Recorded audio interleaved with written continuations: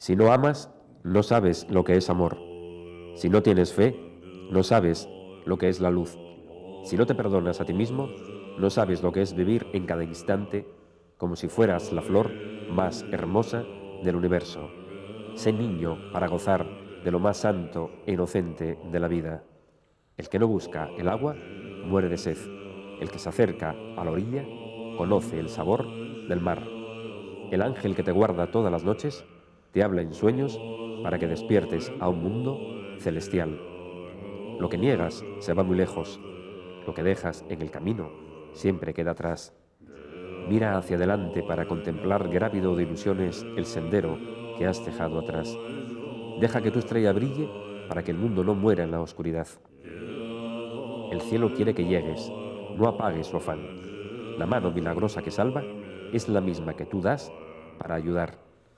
Aunque no entiendas estas cosas, cuando estés preparado, un ángel te las revelará. Mientras hay esperanza, nunca se apaga la llama tenue del camino hacia lo que salva. Dios no está muerto, está más vivo que nunca. Vive en el corazón de los que aman, en el interior de los que sufren, en lo más profundo de los que no se rinden a un mundo entregado a la barbarie. Los que batallan por la luz salen vencedores en el amanecer de cada día y reciben el aplauso silencioso e invisible de quienes les esperan en las moradas celestiales. El que sueña encuentra en su camino la flor azul de la esperanza. El que no se deja vencer por el río convencional de las aguas ruidosas, descubre el atajo que le lleva hacia el oasis de su salvación. Vivirás en el cielo cuando renuncies a ti mismo y te entregues en brazos de la divina providencia. La fe del niño es lo que le hace crecer hacia la eternidad. La mente en silencio es la que te hace escuchar la voz de Dios. No has nacido para sufrir, sino para elevar el sufrimiento a una dimensión desconocida de gloria celestial. Cuando se vive dentro de lo eterno, la vida nos va señalando la dirección correcta, el camino adecuado, los límites que no se pueden traspasar. Buenas noches. Hoy tenemos un programa muy especial. Por fin ha llegado el día en que vamos a disfrutar plenamente de la entrevista que se realizó en el Hotel Palacio de Ferrera a un alto dignatario del lamaísmo tibetano, astrólogo y gran maestro, que vino expresamente a este programa para hablar más de lo divino que del humano. Tengo que decir que la realización y la materialización de esa entrevista a priori era prácticamente imposible. Hemos tenido que utilizar dos intérpretes, uno de tibetano al inglés y otro del inglés al español, para poder entendernos en un lenguaje conocido. Si bien es cierto que tanto para él como para mí, a través de la telepatía, los seres humanos podemos comunicarnos mentalmente sin proferir, sin pronunciar ninguna palabra, es evidente que para poder llevar la entrevista a toda la audiencia era necesario utilizar el idioma de Cervantes para poder entendernos. Gracias a la ingeniería realizada por Javier Eres, dueño de la productora de Eres, que ha permitido y posibilitado la práctica de lo que vamos a continuación a ver, si no sería prácticamente imposible. Se han precisado más de 2 horas para poder realizar la entrevista, aunque las respuestas al final apenas superen los 35 minutos, ha merecido verdaderamente la pena. Y no solamente eso, sino que se han empeñado varias horas en el montaje para poder ofrecer a todos vosotros la maravilla de las maravillas, del milagro, de la técnica y sobre todo de las buenas intenciones. Se ha hablado a lo largo de la entrevista de todo, lo más importante y selecto. Era consciente de la importancia y de la escasez del tiempo y he recurrido a formularle al maestro y astrólogo tibetano aquellas preguntas que yo consideraba de interés. No quería dejar desaprovechar esta valiosa y especial oportunidad para hablar de cosas que es muy difícil hablar en estos tiempos y sin embargo he visto cómo el maestro tibetano no solamente ha quedado sumamente sorprendido de las preguntas, sino que al final me ha felicitado porque consideró que había sido la entrevista más espiritual que nunca nadie le había hecho. Se habla sobre todo del tercer ojo, de la glándula pineal, del Lobsang Rampa, de Shangri-La, de Shambhala, de Agartha, de los pasadizos secretos que conducen al Himalaya, del rey del mundo, si existe un rey todopoderoso invisible en la tierra que está en contacto con todos los jefes y plenipotenciarios de la tierra para evitar que el mundo vaya a un cataclismo, y sobre todo también si el Dalai Lama, el 14º Dalai Lama, Premio Nobel de la Paz, está en contacto secreto y de manera invisible con el rey del mundo y con toda su corte celestial para evitar lo inevitable. Para aquellas personas que no estén muy familiarizadas con estos términos, de forma muy breve diré que según la tradición más antigua desde el punto de vista esotérico y sapiencial, existe un estado interior al mismo tiempo, un imperio invisible llamado Agartha o Agartha, cuya capital, denominada Shambhala, es donde está el rey del mundo. Ese rey del mundo es una persona que prácticamente está por encima del tiempo y del espacio y que rige los destinos no solamente de la humanidad, sino prácticamente de todo el universo. Ese pretendido rey del mundo se pone en contacto con todos los jefes de Estado y con todas las personas más importantes de la Tierra para mantener el equilibrio espiritual y desde su altísima posición evita que el mundo se desencadene de forma pesimista para el resto de la humanidad. En 1910, el gran escritor Saint-Yves d'Albedri fue el primero en su libro Misión en la India que nos habló de la existencia de este reino espiritual llamado Agartha. 14 años después, en 1924, el ingeniero ruso Ferdinand Ossendowski, en su extraordinario libro Bestias, hombres y dioses, nos habló de sus peripecias por todo el Asia Central, incluso llegó a entablar contactos con altos lamas y quedó en el umbral del reino oculto llamado Shambhala. Es más, en cierta ocasión le dijo un lama al ingeniero ruso: el rey del mundo está en contacto mental, telepático, a través del pensamiento con todos los jefes soberanos de la tierra y conoce todos los pensamientos de los reyes de la tierra.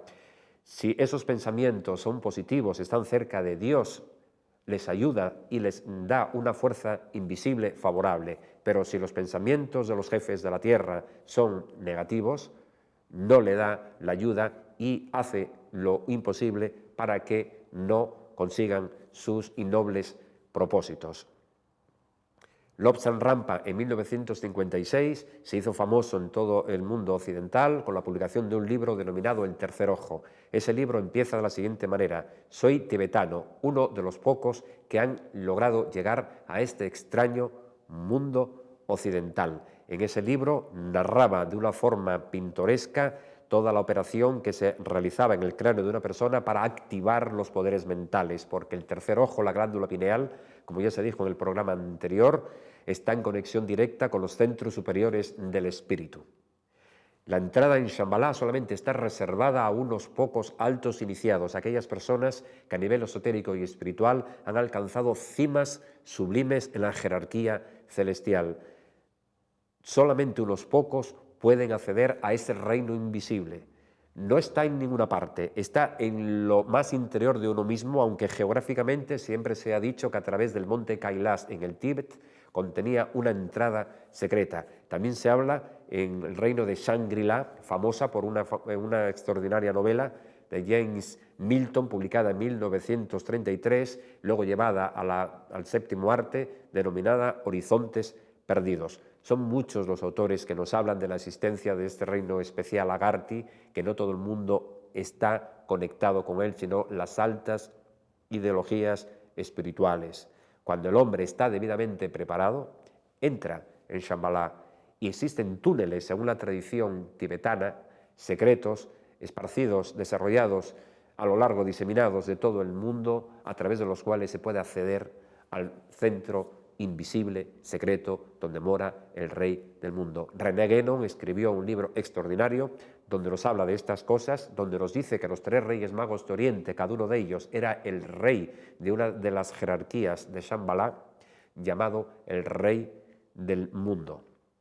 Y también debo de hacer mención de Walter Lytton, miembro de la Golden Dawn, quien escribió un libro que se llama La raza que nos suplantará, donde habla de que los habitantes subterráneos de la Tierra tenían un poder especial llamado el Bril. Ese poder les hacía invisibles y tenían una duración indefinida de tiempo. Son temas maravillosos y que el lama, el invitado de este programa, no ha eludido contestar si efectivamente el 14º Dalai Lama estaba en contacto con el Rey Supremo de la Tierra. Poco más me queda por decir. La satisfacción de haber realizado esta entrevista y, repito, doy de nuevo las gracias a Javier Heres, porque si no fuera por su labor en el montaje, sería totalmente imposible la entrevista que vamos a continuación a contemplar. Muchas gracias y hasta una próxima ocasión. Oriente es el lugar de donde siempre viene la luz, la fuente prístina de donde brota el manantial de la verdad y la vida. La verdadera luz del corazón es el vínculo sagrado que une a los pueblos entre sí y los hace grandes como el Himalaya y profundos como las aguas de la sabiduría. Todos somos hijos de Dios, hermanos de luz. Hemos venido a este mundo para crecer por dentro y convertirnos en estrellas vivas de amor al universo. Mientras haya un solo tibetano en el mundo, el hombre puede aspirar a lo imposible. El Tíbet es la belleza de un sueño hecho realidad, el ápice más alto del humano, el camino hacia lo desconocido, el remoto lugar de la tierra donde se está más cerca del cielo. Más allá del tiempo y el espacio, el techo del mundo, la cumbre de las nieves, nunca dejará de ser el país mágico, el rincón sagrado donde los dioses dicen sus palabras inolvidables. Soy un tibetano más. Desde niño, mi corazón habita en el Potala. Suspira por la paz inaccesible del monte Kailas. Sueña a orillas del lago Manasorabar y allí, donde los espíritus sublimes e invencibles del destino se ven, se oyen y se sienten como en su propia casa. Se es de donde se nace y de donde el corazón suspira sin cesar sus alabanzas, canta sus elogios a la vida y se entrega en cuerpo y alma en beneficio de los demás hacia las altas cimas de la perfección interior. Buenas noches. Hoy comenzamos un programa sumamente especial. Los que seguimos el camino de la luz y buscamos la liberación en esta vida, podemos estar verdaderamente satisfechos y contentos porque hoy tenemos una entrevista muy especial. Dos lamas tibetanos que vienen del sur de la India, del monasterio de Shastre. Vamos a hacer las preguntas lo más rápidamente posibles para arrancar y condensar la máxima sabiduría de estos lamas amantes de la paz y del alto conocimiento. Igual, buenas tardes. ¿Cómo podemos conseguir la liberación, el nirvana en esta vida? Dice que el camino más corto, ya que dice que el nirvana es casi imposible obtenerlo en una sola vida. Entonces dicen que el camino más corto hay un tipo de meditaciones, que son, por ejemplo, las meditaciones que ellos realizan durante 3 años, 3 meses y 3 días, que se encierran en una cueva o una habitación y tienen esas altas meditaciones. Pero sobre todo el camino imprescindible es el desapego, el desapegarse de todo a lo que estamos apegados, que suele ser lo que más pensamos que queremos. Ha dicho la familia, los amigos, nuestros trabajos, todo en general es el aprender a desapegarse de ello. Y una vez que nos liberamos de ese desapego mental, ahí nos vamos acercando hacia esa liberación, a través de las prácticas tántricas. El sufrimiento en esta vida, la vejez, la muerte, el dolor, la enfermedad, ¿se pueden superar a través de una práctica constante de la meditación? No hay un método definitivo, sino que el sufrimiento y la muerte no podemos abandonarlo hasta que no quedamos definitivamente iluminados. Pero si hay un tipo de sufrimiento, sufrimiento más básico, sufrimientos físicos y problemas mentales que sí que se pueden resolver mediante algún tipo de meditación, y ha citado meditación en un punto fijo y la meditación de samatha. Sí. ¿Por qué los lamas tibetanos en general siempre van con la sonrisa en los labios? Aparentemente están desprovistos de riquezas, de abundancia de bienes, y sin embargo el todopoderoso hombre de la civilización occidental, a pesar de tener todo tipo de lujos y riquezas, dinero y posesiones, siempre lleva el semblante triste.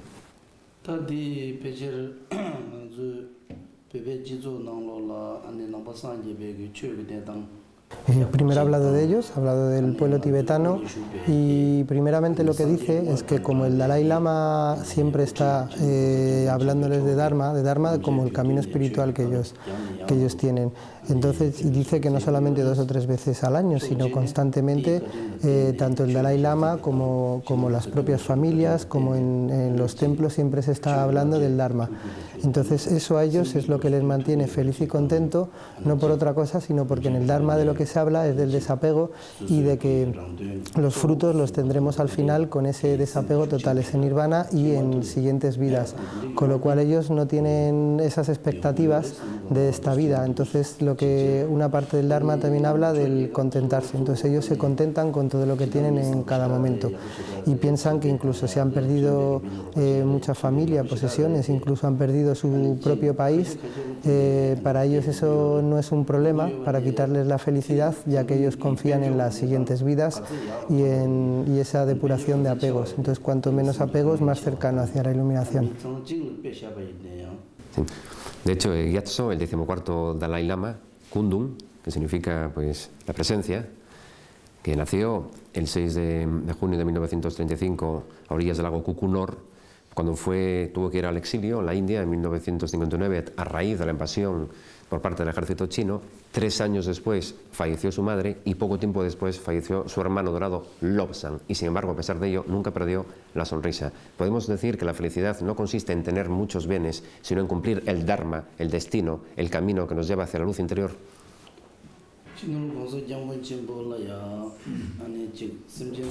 Que además del Dharma, el Dalai Lama representa digamos, una emanación del Buda de la compasión infinita, que es Avalokitesvara Chenrezig en tibetano. Entonces, él, al ser esta emanación del Buda de la compasión, no solamente tiene compasión por sus seres queridos que han muerto, por su país, sino por todos los seres conscientes del mundo. Pero él también sufre, dice que aunque le veamos siempre que está contento, también sufre, también tiene preocupaciones, porque él, ese espíritu, esa emanación, vive en un cuerpo humano, y ese cuerpo humano tiene aún sentimientos y tiene cerebro, tiene todo lo que tiene un cuerpo humano. Por eso él también personalmente sí que sufre las pérdidas de sus amigos y sus seres queridos. Recientemente ha entrado en erupción un volcán en Europa, en Islandia, que estaba prácticamente apagado, bloqueando, suspendiendo totalmente el tráfico aéreo, ¿no? De hecho, en apenas 5 días pues, se han quedado prácticamente 7 millones de personas paralizadas, han suspendido 80.000 vuelos. ¿Esto es un signo apocalíptico de los tiempos modernos? ¿Hay algo más? ¿Qué piensan ellos respecto de la actual civilización occidental, si está en crisis? Y sobre todo, ¿qué piensan ellos también sobre la profecía de los mayas, que dicen que el 21 de diciembre de 2012 se va a acabar el mundo? Ellos piensan que este tipo de desastres que están ocurriendo ahora, que cada vez están ocurriendo más, pueden provenir por el comportamiento humano, no solamente individual, sino como sociedad. Entonces dice que el comportamiento que estamos teniendo en general cada vez más es seguir lo que él llama 10 actos no virtuosos, que le podemos preguntar después en qué consiste. Entonces, al tener la humanidad esta motivación, esta manera de ser con estos 10 actos no virtuosos, el propio planeta Tierra, digamos, nos contesta de esta manera. Entonces dicen que por supuesto que esto se puede llegar a evitar en plan que vaya peor, que vaya una catástrofe, cambiando el comportamiento colectivo de todo el mundo. Dice que no es solamente un trabajo individual, que es cada persona cambia a su manera, sino que tiene que ser colectivamente, todos tenemos que cambiar y realizar las 10 acciones virtuosas. Ellos, cuando se refieren a virtud o no virtud, no virtuoso es todo lo que daña a una persona o daña a los demás, todo lo que afecta o hace sufrir, y acto virtuoso es aquel que evita el sufrimiento de los demás o de uno mismo. Entonces, al haber tanto sufrimiento por parte de esa motivación hacia los demás, la Tierra responde. Nahual, como astrólogo que es, considera, por ejemplo, refiriéndonos a la profecía maya del 2012, que el fin de los tiempos tiene una fecha prefijada. ¿Es posible, a través de la astrología, calcular con una aproximación cierta el fin de los tiempos, o todo eso está abierto? Es decir, lo que los astros contemplan se puede modificar por la voluntad humana. ¿Y cuáles son esos 10 actos virtuosos a los que él alude?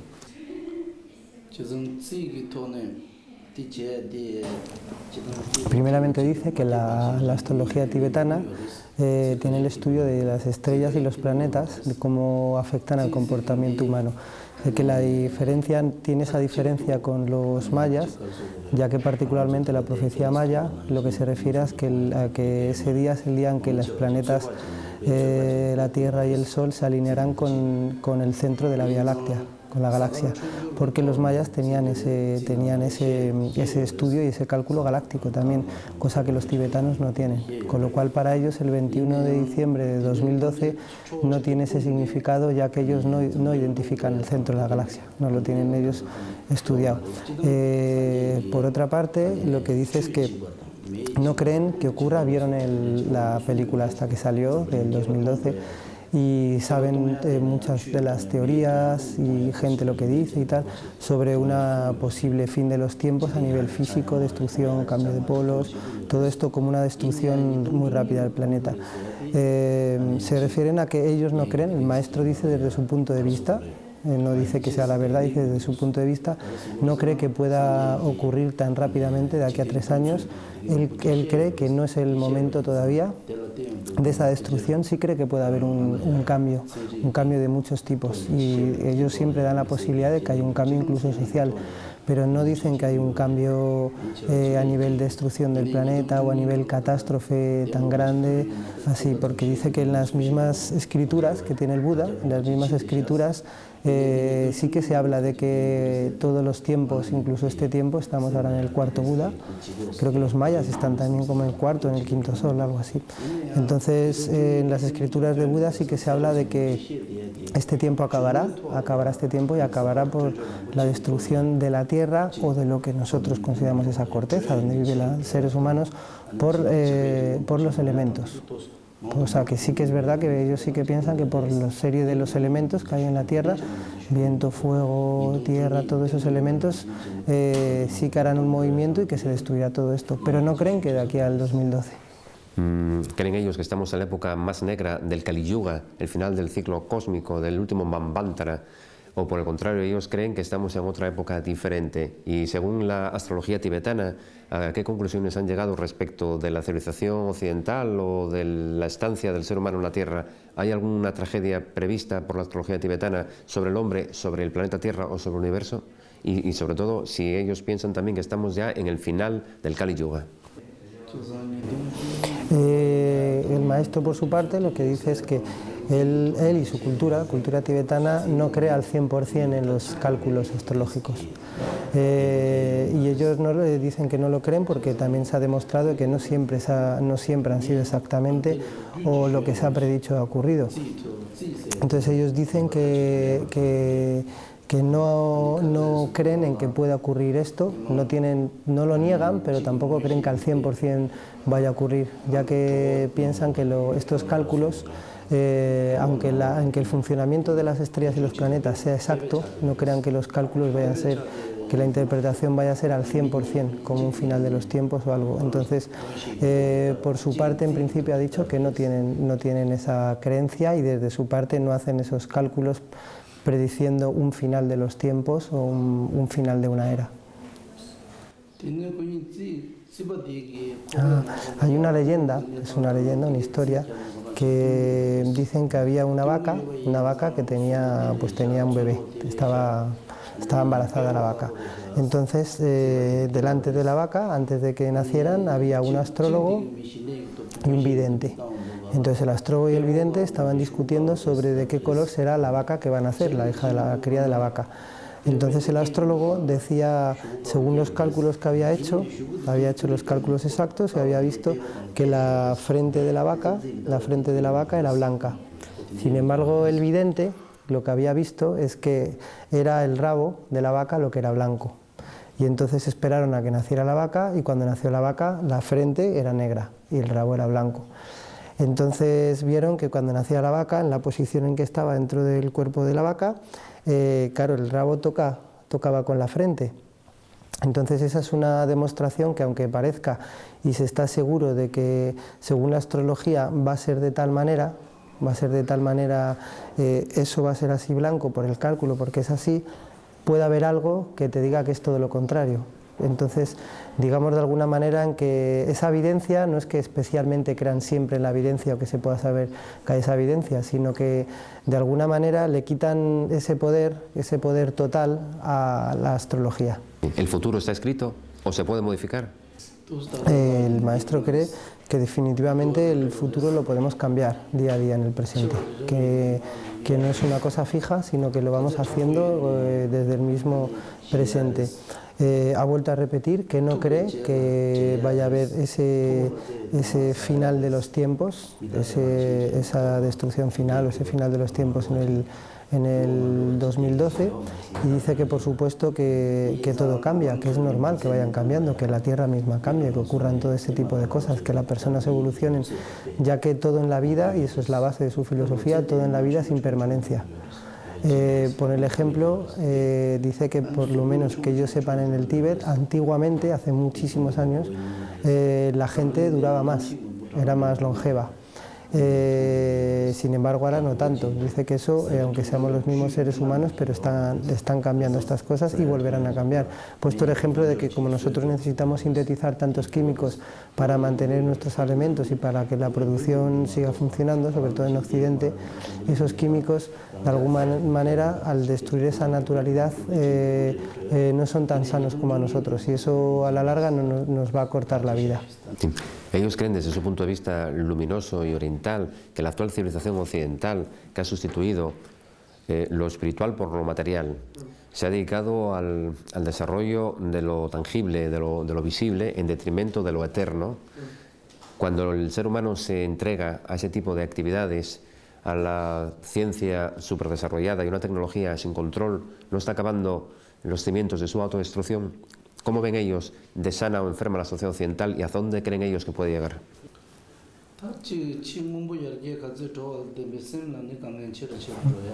Bueno, eso lo ven desde dos puntos de vista diferentes.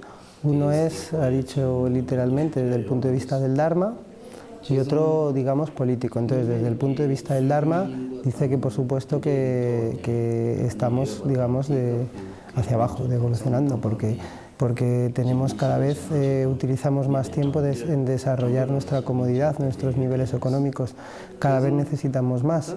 El budismo tibetano siempre refiere de que la naturaleza humana es de costumbre, es decir, por mucho que tengas vas a querer más, entonces no hay fin. Entonces toda sociedad que no tenga fin de una manera que no sea espiritual, que no sea con la evolución, sí que puede estar llamada a una catástrofe. Entonces, lo que él ha referido directamente es que desde ese punto de vista del Dharma sí que estamos equivocados, ya que ni siquiera tenemos tiempo para nuestra evolución espiritual, para compartir con nuestras familias, para desarrollar el amor y la compasión, ya que la mayor parte del tiempo la utilizamos en nuestros trabajos y en desarrollar ese nivel económico y ese nivel tecnológico de vida, de comodidad. Y sin embargo, desde el punto de vista social o político, sí que reconocen que la tecnología, y ha puesto el ejemplo de los hospitales, que sí que nos ayuda mucho y está ayudando muchísimo a la gente, los avances de la medicina, los avances en la salud, por ejemplo. Entonces, desde ese punto de vista que ha dicho político, sí que podemos estar de alguna manera yendo por buen camino. A través de la oración y de la meditación, podemos superar y curar todas las enfermedades físicas. Son las enfermedades físicas el fruto, la consecuencia de una causa espiritual, y a través de la meditación y de la oración y de otras técnicas afines podemos conseguir inclusive la inmortalidad en esta vida? Sí, hay dos tipos de digamos, de enfermedades, como ellos han dicho, de dolores. Uno son los externos y los externos. Las enfermedades o dolores externos se refieren a los que ocurren por un desequilibrio en los elementos. Según la medicina tibetana clásica, basada también en la china, el cuerpo está basado en 5 elementos y el desequilibrio de esos 5 elementos es lo que provoca una enfermedad física. Entonces a eso lo llaman enfermedad externa. Luego la enfermedad interna, dolor interno, es los que provienen directamente, afectan a nuestro cuerpo físico, pero eso ya no proviene solamente de un desequilibrio de los elementos, sino de diferentes estados mentales, sobre todo estados mentales negativos. Entonces, mediante un tipo de meditaciones, sobre todo las altas meditaciones, como es la de Samatha, mediante esta meditación sí pueden conseguir ese equilibrio de los elementos y poco a poco, lentamente, mejorar el cuerpo físico y eliminar esas enfermedades. Y mentalmente, esas enfermedades interior, sí que dice que con esta meditación, que es una meditación muy profunda, al eliminar esos agregados contaminados mentales, también eso puede llegar a provocar esa purificación y limpieza del cuerpo, que es el final de la enfermedad. Sí, hay un tipo, mediante esta meditación, por ejemplo la meditación de Samatha, lo que se consigue, dice, él lo ha llamado literalmente 2 placeres, que es un placer físico y un placer mental. Como placer es toda eliminación del sufrimiento. Entonces, primeramente, con este tipo de meditaciones, de altas meditaciones, se obtiene este placer mental, esta depuración de la mente. Entonces, una vez está la mente al máximamente posible depurada de estas negatividades, de estos apegos que ellos llaman, ya sentimos un placer con esa mente, sentimos que no es algo pesado y algo denso, sino una cosa ligera. Una vez que la mente esté purificada de esa manera, mediante esa meditación, el cuerpo comienza a purificarse, entonces comienza a hacerse más ligero. Entonces, una vez que el cuerpo se va purificando, esa enfermedad que proviene de la mente se va purificando y dice que el cuerpo queda tan ligero como el algodón. Lobsang Rampa publicó un libro en el año 1956 llamado El tercer ojo, que se vendieron millones de ejemplares. Hanris Harret, autor de 7 años en Tíbet, amigo personal de Kundun, del Dalai Lama, publicó en 1953 pues, este libro, ¿no? Que luego se hizo una película protagonizada por Brad Pitt. Y también pues, la tibetóloga y la primera mujer que entró en el Tíbet, Alexandra David Neal, escribió un libro que se llama Místicos y magos del Tíbet, en el cual todos ellos nos hablan de unos presuntos poderes que desarrollan los lamas a partir de ciertas técnicas, como por ejemplo el tumo, es decir, la capacidad de desarrollar calor dentro del propio cuerpo que les permiten soportar temperaturas extremas a 3.000 o 4.000 metros en plena nieve, ¿no? ¿Todo el mundo puede desarrollar esos poderes? ¿Existen esos poderes? ¿Existe el tercer ojo? ¿Qué piensa al respecto? Dice que es totalmente cierto, que ellos saben y saben de mucha gente, que sabe de mucha gente, sobre todo en el antiguo Tíbet, que era donde realmente tenían más tenían más tiempo para hacer todas estas meditaciones. Por ejemplo, dice que hay 2 tipos de tercer ojo, Uno es el tercer ojo no contaminado o puro, que solamente tienen los budas, los seres iluminados, y el tercer ojo ya lo llaman contaminado, y ese lo pueden tener tanto las personas como los dioses y semidioses, de los 3 reinos superiores de existencia. Mediante ese tercer ojo que ellos llaman contaminado, no plenamente puro como el del Buda, sí pueden recorrer, por el poder de ese tercer ojo, sí pueden recorrer grandes distancias, y ellos lo conocen y lo han oído, y sí pueden estar a mucha temperatura bajo cero, y sí pueden tener ese calor, incrementar estas capacidades de temperatura. Por ejemplo, lo que dice el Dalai Lama respecto a eso no lo ha dicho él, pero yo generalmente, que ellos me lo dicen, es que el tema de los superpoderes hay que tener muchísimo cuidado, ya que siempre altera el ego. Entonces, como ellos han visto que muchos de estas personas que han podido tener estos poderes, se les ha crecido ese ego. Entonces, para el Dalai Lama, como lo más importante es quitarse todas las ataduras y tender hacia luz, hacia iluminación directamente, no hay por qué demostrar absolutamente a nadie esos poderes, a no ser que fuera especialmente para ayudar en un momento, pero que lo que no se debe hacer es utilizar, y que ellos recomiendan a los occidentales, ya que al Dalai Lama le han preguntado muchas veces sobre el tercer ojo y sobre estos superpoderes. Él recomienda que nos olvidemos realmente de estos superpoderes, ya que lo importante es tender hacia iluminación. La iluminación, digamos, ese tercer ojo del ser iluminado del Buda, es el último y definitivo poder que tendremos que utilizar hacia la luz y hacia todas las demás personas. De la otra manera, tenemos el gravísimo peligro de que aumente nuestro ego y nos alejemos más. Cuenta la leyenda que en el interior del Tíbet existen unas grutas subterráneas secretas a través de las cuales se comunican ciertos lugares secretos de la humanidad, y que en el interior de esa región llamada Agarthy o Shambhala habita un denominado rey del mundo, que son los que en el fondo rigen los gobiernos espirituales del planeta. ¿Sabe él si existe o tiene conocimiento de que existe el rey del mundo, Agarthy, Shambhala? ¿Es un reino material o es un reino espiritual?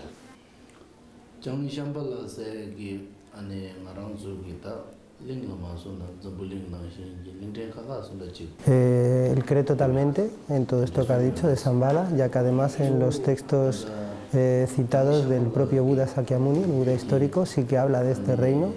Seguidamente le he preguntado que si este rey, que si este lugar, Shambhala, si tenía un rey, si es verdad que podía haber un rey que controlara internamente el mundo, otros países, otras cosas, un rey importante. Y él dice que sí, que se llama Riten, y que sí es un ser y es un rey, que sí que puede controlar todo esto a través de Shambhala. Y por último le he preguntado si este reino de Shambhala es un reino físico o por el contrario se encuentra en otra dimensión de realidad, aunque sea en la realidad. Y ha dicho que sí, que está en este universo físico, que está físicamente. Sí.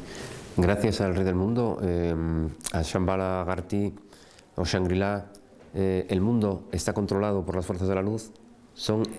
Es ese reino espiritual superior al terrestre el que está controlando el equilibrio de que el planeta Tierra no se extinga, la raza humana, en una palabra. Por una parte, él lo que piensa es que nosotros tenemos un karma, ese karma de acumulación, tanto individual como colectivo. Entonces, este karma solamente nos lo podemos depurar nosotros mismos, porque tenemos que experimentarlo, tenemos que vivirlo. Entonces, desde ese punto de vista, él cree que si hay ese equilibrio es kármico. Es porque nosotros mismos lo estamos equilibrando, porque incluso ni el Dalai Lama ni el propio Buda iluminado pueden cambiar el karma. Absolutamente el karma depende de cada una persona o de la misma sociedad a nivel karma histórico. Y eso, un ejemplo, es el Tíbet. El Tíbet del mismo Dalai Lama, con todos los rezos y todo lo que hubo, no pudieron evitar su karma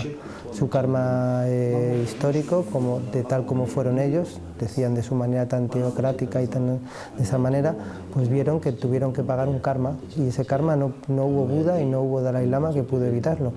Eso por una parte.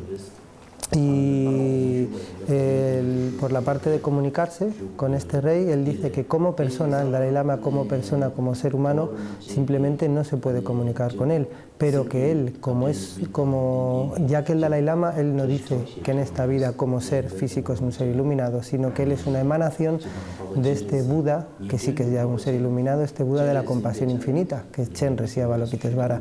Entonces él, como emanación de este Buda, sí que se puede comunicar. Ese Buda de la iluminación, de la compasión, ese Buda Chenrezig, él sí que se puede comunicar con este rey de Shambhala. Habla ahora, ha dicho que la iniciación de Kalachakra, ¿sabes? Lo que hacen ahora prácticamente cada año, que antiguamente no se hacía cada año, hace poquito se hacía cada 20 años. Por lo que he oído de ellos, es la Kalachakra, la rueda del tiempo, y es, digamos, que lo decían como el señor del tiempo, el controlador del tiempo, que ahora es muy curioso que estén haciéndolo cada año, no cada 20 años. Esa iniciación solamente la puede dar el Dalai Lama. Y de hecho la está dando a muchísima gente y la está dando ahora tanto occidentales como orientales como a la mayoría de los grandes lamas que van ahí, a esta iniciación de Kalachakra. Y dice que en eso los tibetanos tienen un máximo respeto al Dalai Lama, ya que es esta pura emanación, según ellos, esta pura emanación del Buda de la compasión. Y solamente este Buda de la compasión es el que puede dar la propia iniciación de Kalachakra que considera tan importante. Sí, una última pregunta porque tenéis que marchar.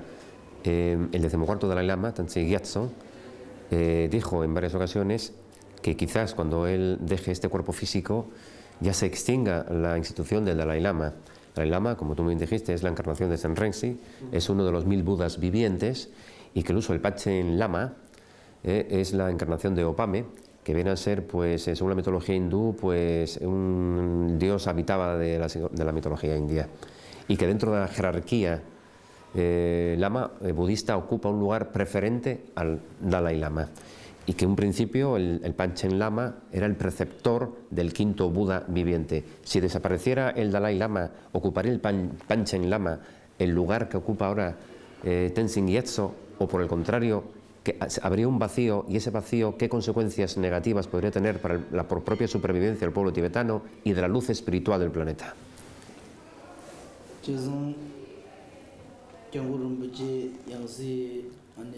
Antiguamente, que dice por ejemplo en el año 49 o incluso en el 59, cuando el Panchen Lama y el Dalai Lama eran muy jovencitos, pues ahí ellos no tenían esa responsabilidad sobre el Tíbet, entonces esa responsabilidad la tenían otras personas, y antiguamente también había otros reyes que tenían esa responsabilidad, y el Dalai Lama lo que quiere dejar muy importantemente claro, lo que quiere dejar muy claro es que la responsabilidad del Tíbet no depende del Dalai Lama, depende del propio pueblo tibetano, de las propias personas tibetanas, con lo cual él considera de que si no vuelve, el pueblo tibetano no tiene por qué sentirse perdido, ya que existe el pueblo tibetano y es pura responsabilidad de ellos mismos. Bueno, lo que dice es que el Dalai Lama muchas veces cuando le preguntan si él va a reencarnar, él hay veces que dice que no va a volver a reencarnar, y hay otras veces que dice que sí va a reencarnar. Él bromea, siempre cuando le hablan de la reencarnación siempre bromea y dice que le encantaría reencarnar la próxima vida como una preciosa mujer. Reencarnar como una mujer y que fuera además muy guapa. Normalmente cuando lo dice un poquitín más en serio suele decir que si reencarna no reencarnará en China, sino que reencarnará fuera, ya que si no le controlarían enseguida. Entonces eso quiere decir que la importancia se la da a que el pueblo tibetano se responsabilice de su propia historia y de su propio... ¿Ha estado contento en la entrevista? ¿Lo ha pasado bien? ¿Le han gustado las preguntas? ¿Qué le ha parecido? Sí,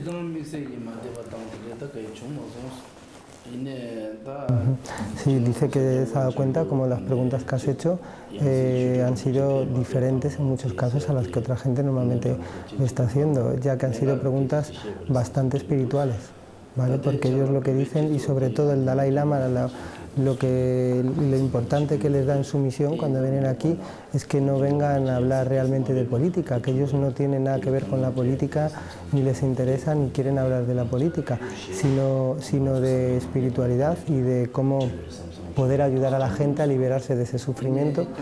Y el Dalai Lama también siempre les dice que ellos digan de que lo importante no es el pueblo tibetano, sino es todo el mundo entero, que ellos no vienen aquí a hablar del pueblo tibetano, ni de la política tibetana, ni de la situación en la que está el Tíbet y tal, ya que el poquito tiempo que tienen aquí o el poquito tiempo que tienen a hablar en los medios, lo que quieren hablar es de la humanidad entera, que es realmente su misión. Entonces, en esa parte me imagino que estará bastante contento.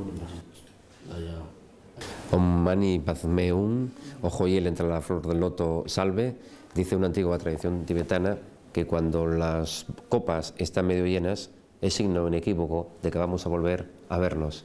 Entonces, como tibetano de espíritu y de corazón, diles que esas copas que están medio llenas, que es el signo, la señal de que volveremos a vernos en un futuro muy próximo. Respecto a la copa, lo que dice es que ellos, es verdad, siempre la dejan llena y que eso se refiere a que nunca bendicen algo que está vacío, una copa que está vacía, siempre le ponen algo, siempre tiene que haber algo. Eso es una muestra de la prosperidad del universo. Y al final te quiere dar enormemente las gracias, ya que sí que ha visto que han sido unas preguntas muy importantes y muy bien hechas, y que esas preguntas están hechas para que la respuesta sea para ayudar a la gente en general. Entonces, de parte de ellos y de parte de todo su monasterio de Ganden Sarse, pues te dan enormemente las gracias por haberles invitado aquí, por la oportunidad de ellos poder haber explicado estas cosas a la gente que les vea.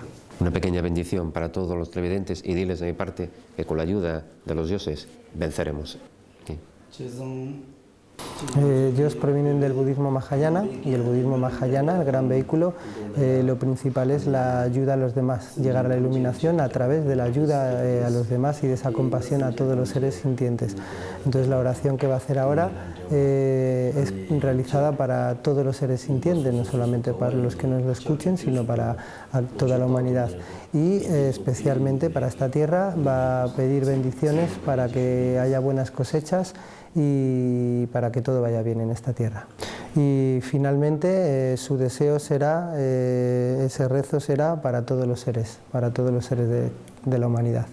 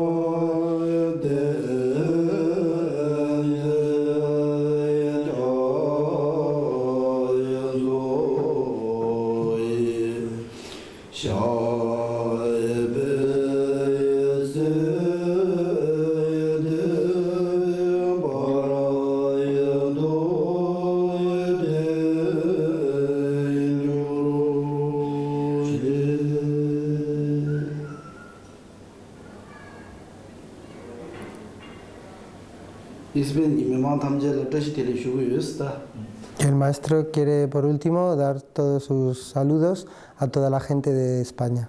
Muchas gracias. Thank you very much.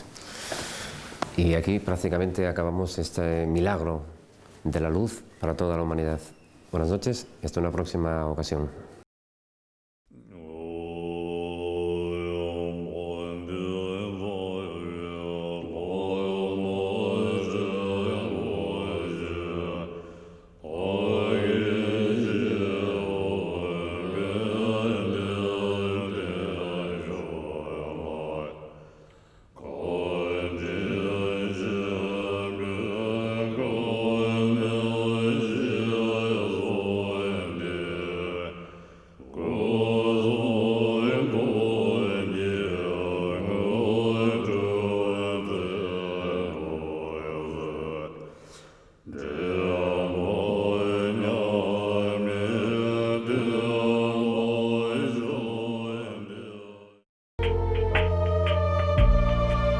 Hecho aquí, en Asturias, Gobierno del Principado de Asturias.